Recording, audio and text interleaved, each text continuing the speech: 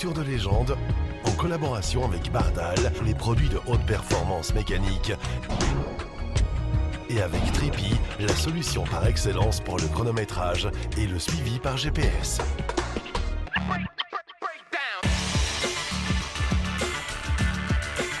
Un programme qui est réalisé en collaboration et en partenariat avec newsclassicracing.com ainsi que les passionnés d'automag.be. Un art de vivre.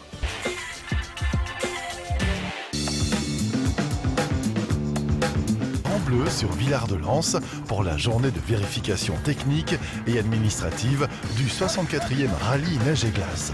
Bercée par un doux soleil, la place Mur-Raveau délimitait le parc fermé et bonne humeur pour les 85 équipages qui avaient rangé leurs belles anciennes.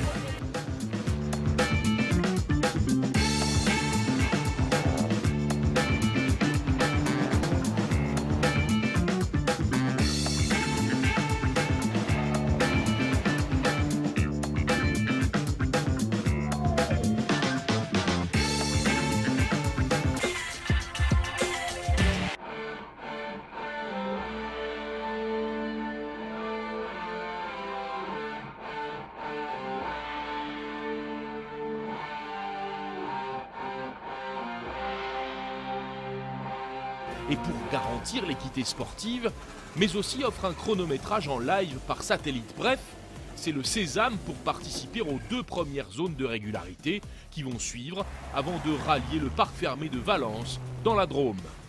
On y remarque notamment le passage de quelques-uns des anciens vainqueurs du Monte-Carlo historique.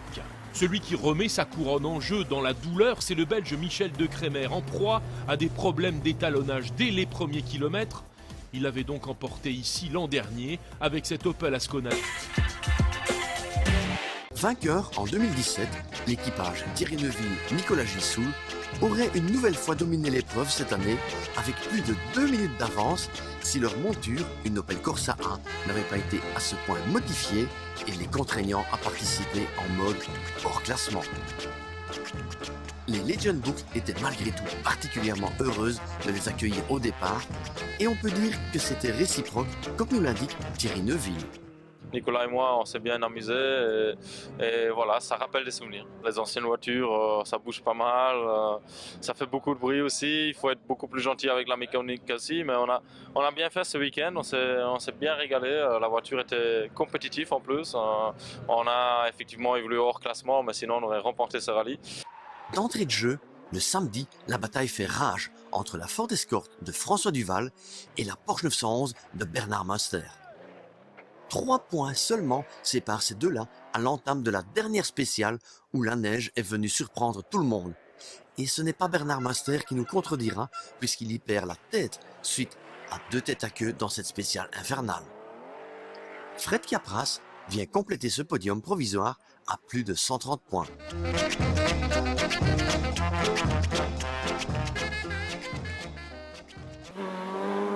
À ce moment-là, Bouffier n'imaginait pas un instant remporter la course. C'était sans compter sur un peu de chance. La crevaison de Duval lui offre une victoire inespérée. Depuis la victoire en moderne de François Chatriot, il n'y avait plus un seul pilote étranger qui avait remporté ses boucles devant les Belges.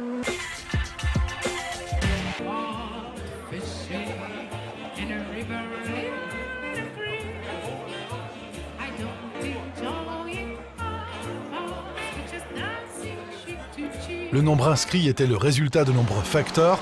Outre la tradition et le prestige historique de cette épreuve, le parcours, l'organisation et son accueil chaleureux y étaient pour beaucoup. L'équipage français composé de Serge Cazot et Maxime Wilmot sur Ford Sierra Cosworth ont remporté la 66e édition du rallye Moritz-Costa Brava, manche d'ouverture des championnats d'Europe d'Espagne et de Catalogne rallye historique. De grands pilotes avec un palmarès impressionnant comme Toivonen ou Jari Latvala ont participé à ce rallye mettant en valeur d'anciens vainqueurs ou des noms indissociables de 60 années du Costa Brava. Le parcours de cette 66e édition du rallye Costa Brava Moritz avait été élaboré dans l'optique de présenter une édition attrayante afin de mettre en valeur tous les atouts de la région.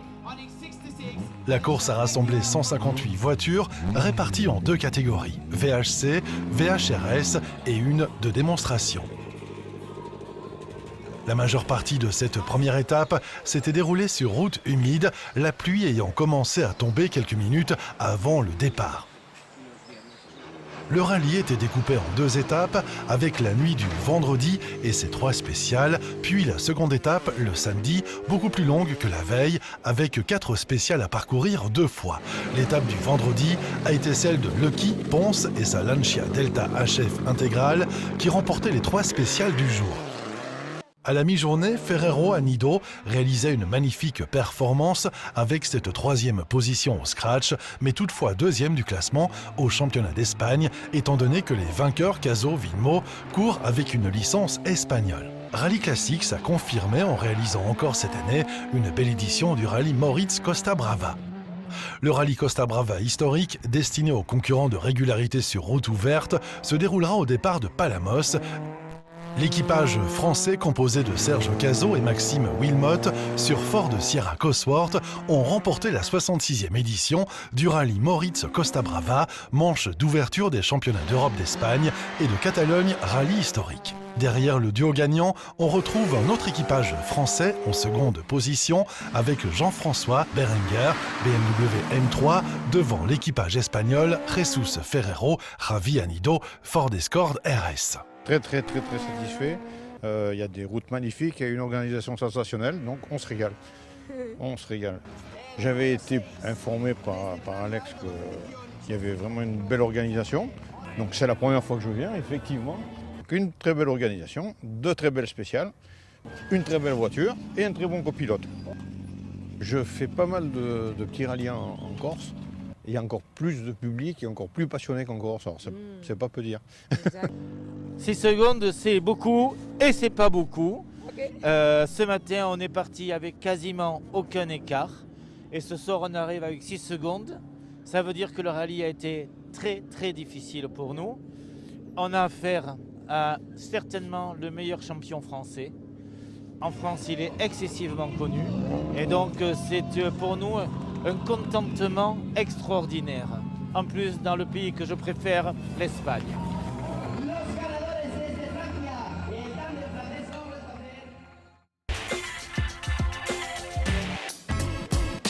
C'est bien un rallye de régularité en voiture ancienne qui s'est déroulé en 5 étapes entre Paris et Biarritz, mais réservé uniquement aux dames. Il était inscrit au calendrier de la Fédération française des véhicules d'époque.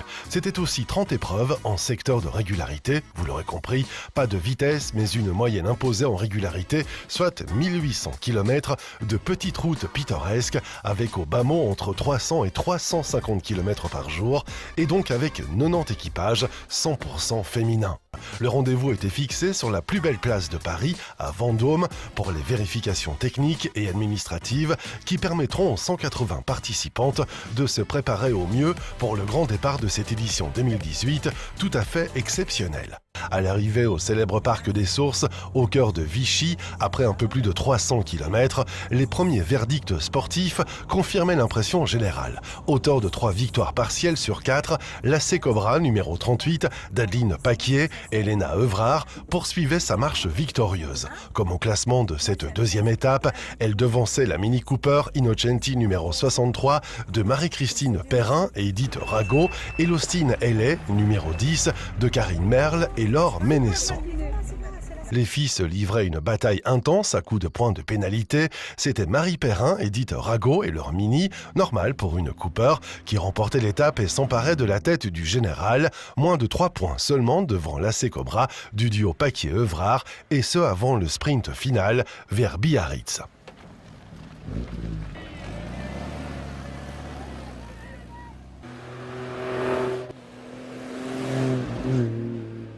Après une ultime traversée sportive des Pyrénées, les princesses ont touché au but à Biarritz sous le soleil.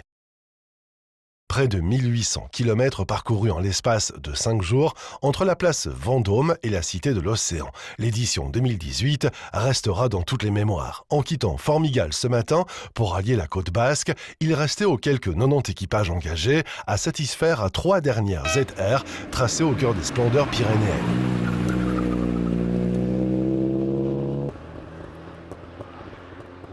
Au final, ce sont Adeline Paquier et Elena Evrard et la C-Cobra qui s'imposaient in extremis face à la Mini de Marie Perrin.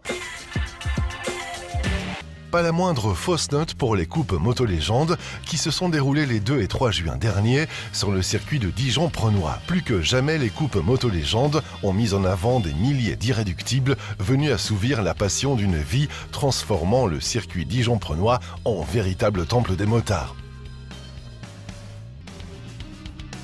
Coupe Moto Légende 2018 était un spectacle de haute voltige. Voiture de légende ne pouvait ignorer ces motos de légende et de collection. Une météo estivale du début à la fin, une fréquentation qui avoisinait les 30 000 spectateurs, elle était plus importante que celle de l'an dernier, des personnalités rayonnantes, habillées aux couleurs des coupes Moto Légende, bref, un programme digne du 25e anniversaire de l'événement. Il était clair que les coupes Moto Légende ont bien trouvé leur place dans le paysage des salons et circuits des anciennes. 30 000 spectateurs sont en effet venus tout au long d'un week-end. C'était aussi 150 participants inscrits au rallye touristique.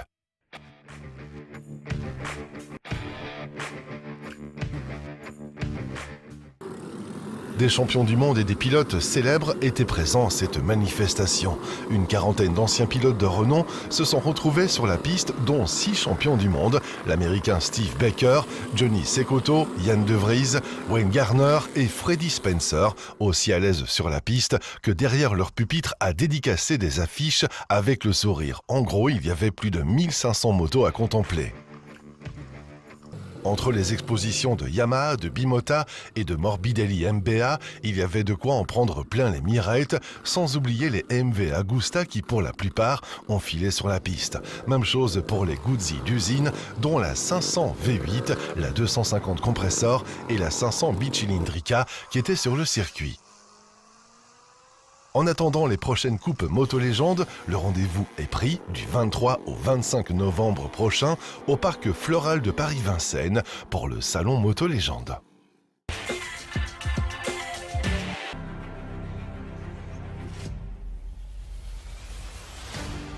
Dès le départ en soirée du Liège-Rome-Liège 2018, les équipages accumulaient tests de régularité et liaison dans cette première étape de nuit, un périple en direction de Sülden, au nord de l'Italie, entre Suisse, Autriche et le Liechtenstein. La qualité du plateau a beaucoup progressé par rapport au Liège-Rome-Liège 2017, de sorte que la lutte pour la victoire était plus ouverte que jamais. À ce petit jeu, la paire Christian Crucifix et Yves Newlanders, dernier vainqueur en date, étaient déjà pointés au sommet du classement avec leur Ford Anglia, suivis par Yves et Benoît de Flandre, Porsche 911, et Stéphane Blaise et Patrick Lien, Porsche 911, tous épuisés au bout de cette première partie de course.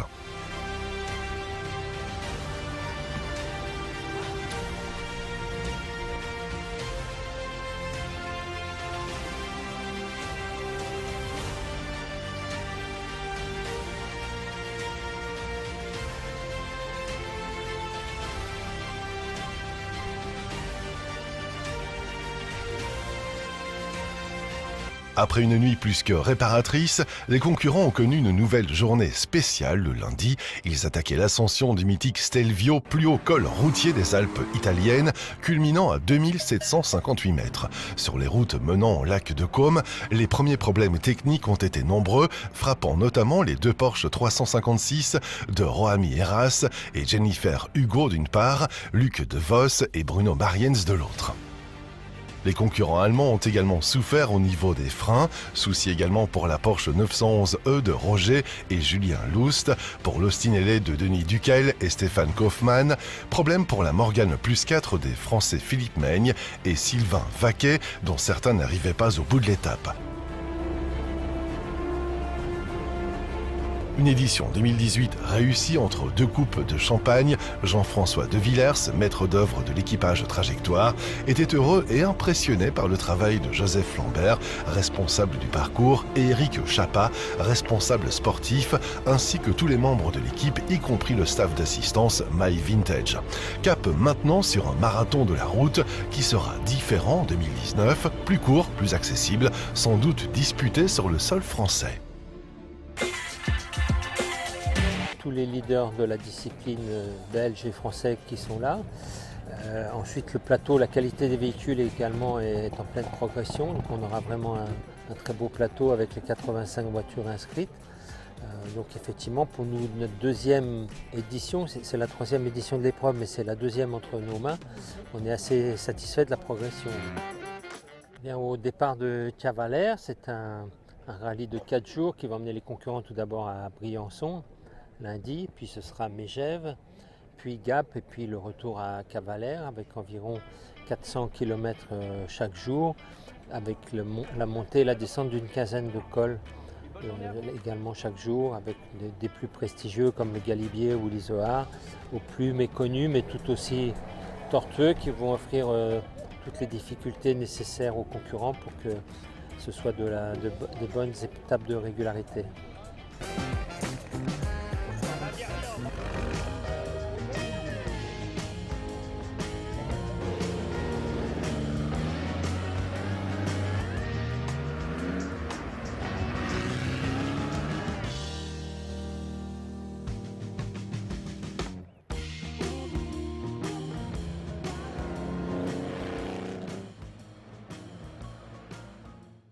C'est une équipe qui a fait une belle voiture, Andes Motorsport, parce qu'il y a un bout de l'équipage qui est belge, la voiture en l'occurrence. Et puis je pense dans la régularité elle-même, une régularité sur 4 jours, on ne s'est jamais démonté, la pression était forte ce matin. Voilà. Je ne sais pas quel est l'écart exactement, Patrick m'a dit qu'il était important. Donc, Il y a la voiture, il y a le copilote et il y a le pilote. Mais le tiers le plus important à mes yeux, c'est le copilote. Parce que sans un copilote de la qualité de Michel, jamais je serais là où je serais. Voilà. Pour cette édition 2018, ils étaient 87 équipages de 13 nationalités différentes avec des voitures fabriquées entre 1946 et 1985. Ils parcouraient près de 2000 km, dont 600 en régularité, en 4 étapes de plus de 40 spéciales et traverseront 78 municipalités du pays. Les pilotes et les machines ont eu plus de 30 classements de spécial dans ce qui est considéré comme l'un des rallyes les plus exigeants et les plus prestigieux de la régularité historique en Europe, et avec cette année quelques nouveautés intéressantes comme le passage à travers Lousada et Fafay mercredi et le retour du slalom de l'autodrome d'Estoril pour clore la course samedi, auquel s'ajoutait la nuit de Sintra. Histoire et tradition étaient deux composantes essentielles du rallye du Portugal historique, et ce mardi 2 octobre a eu lieu le départ traditionnel de la course de l'Automobile Club du Portugal dans les jardins du casino d'Estoril après les contrôles techniques sur l'autodrome. Un départ de Braga avec passage pour déjeuner à Lamego et une arrivée à Viseu. L'équipage Philippe Fuchet-Christophe Hayet a connu quelques soucis, ce qui le fait chuter à la 20e place. L'équipage portugais Joao Vieira Borguet et Joao Serrodio étaient en tête sur leur Porsche 911 Carrera 3.2. Yves de Flandre se payait une remarquable remontée et plaçait sa Porsche sur la 3e marche du podium.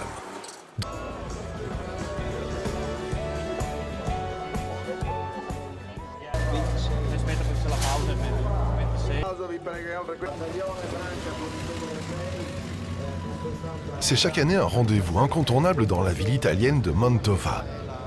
Vous y trouviez ce qu'il y a de plus beau dans le parc des voitures anciennes, rassemblées sur la place afin de participer à cette épreuve grandiose. Le 28e Grand Premio Nuvolari regorgeait d'automobiles d'époque et d'amoureux de la belle mécanique, le plus souvent italienne, dont certains sortaient pour l'occasion en ligne droite de différents musées.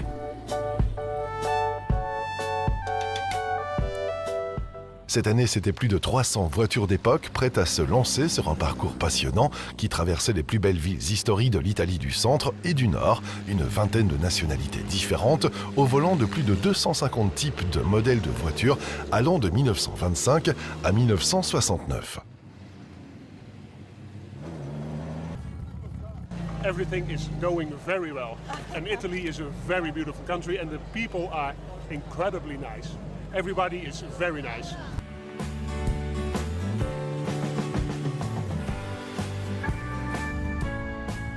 Les participants avaient néanmoins le temps de faire des photos et ainsi immortaliser leur passage à toutes ces beautés.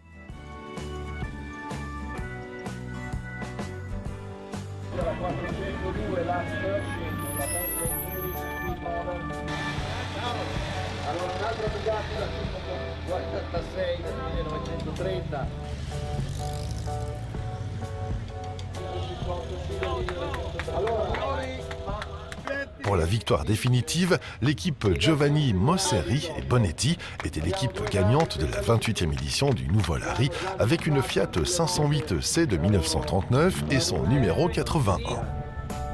Le rendez-vous est pris pour l'année 2019.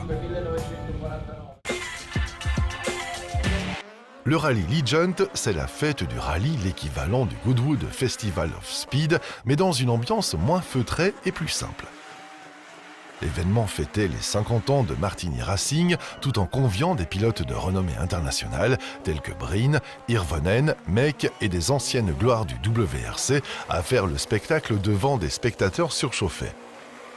Organisé chaque année à la mi-octobre dans la région de Saint-Martin, cet événement rassemble l'histoire de la discipline pour le plus grand plaisir des yeux et des oreilles. Pour la 16e édition, une parade avait ainsi été mise en place avec une flopée de Lancia Delta intégrale, S4, 037, etc., pilotée par des grands noms tels que Miki Biasion, ancien champion du monde en 1988 et 1989, ou Jukka Kankkunen, champion dans les années allant de 1986 à 1993. Mais le clou du spectacle était le rallye, cette fois avalé à haute vitesse et avec style. Sélectionné en diverses catégories des années 70 à nos jours, la manifestation a permis de voir ou revoir des anciennes gloires de la discipline et des véhicules comme les Audi Quattro, Ford Escort RS 2000 ou bien des véhicules un peu plus modernes.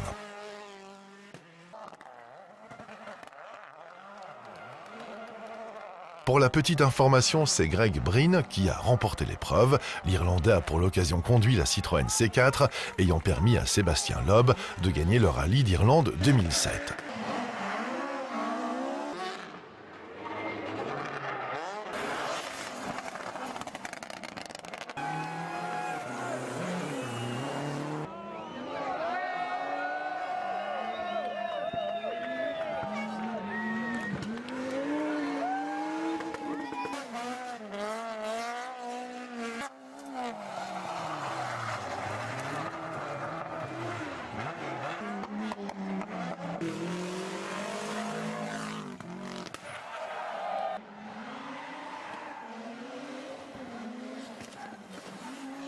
Mikko Hirvonen avait remis sa combinaison Ford pour un petit tour en Ford Focus, le tour avec son équipier d'époque, Jarmo Lehtinen. À quand ce type de rassemblement en France ou en Belgique ? Eh bien, c'est une expérience fantastique pour les pilotes et un public conquis qui a admiré l'ensemble de cet événement.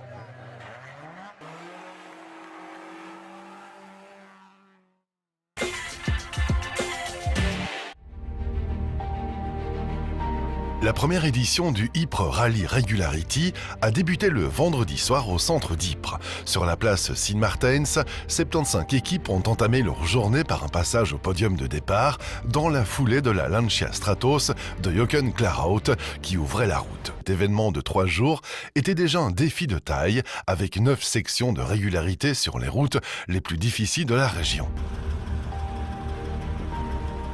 Superstage pouvait se féliciter pour cette première édition réussie du Ypres Rally Regularity. Björn Vanoverskeld, directeur sportif, était satisfait car les pièges prévus sur le parcours avaient fait leur travail. Les participants participaient à une épreuve de vraie régularité. Les réactions ont été excellentes et l'ambiance a été impeccable grâce aux nombreux spectateurs. Cette année 2018, il a remporté les Legion Boucles à Bastogne en catégorie Challenger, puis terminé 2e au Portugal. À Ypres, son objectif était d'inaugurer le palmarès et Paris gagné car il parvenait à être le premier sur le podium. Il exprimait ses félicitations aux organisateurs car ils ont vraiment veillé à accorder beaucoup d'attention aux moindres détails.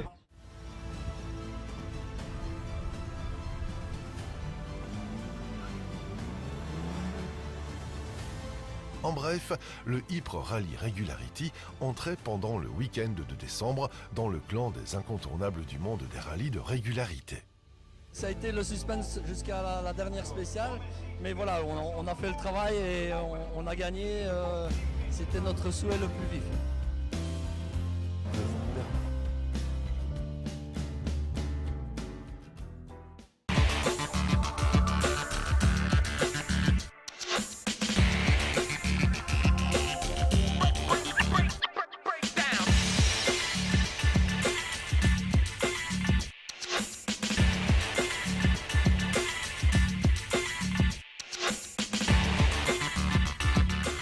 voiture de légende, en collaboration avec Bardal, les produits de haute performance mécanique, et avec Trippy, la solution par excellence pour le chronométrage et le suivi par GPS.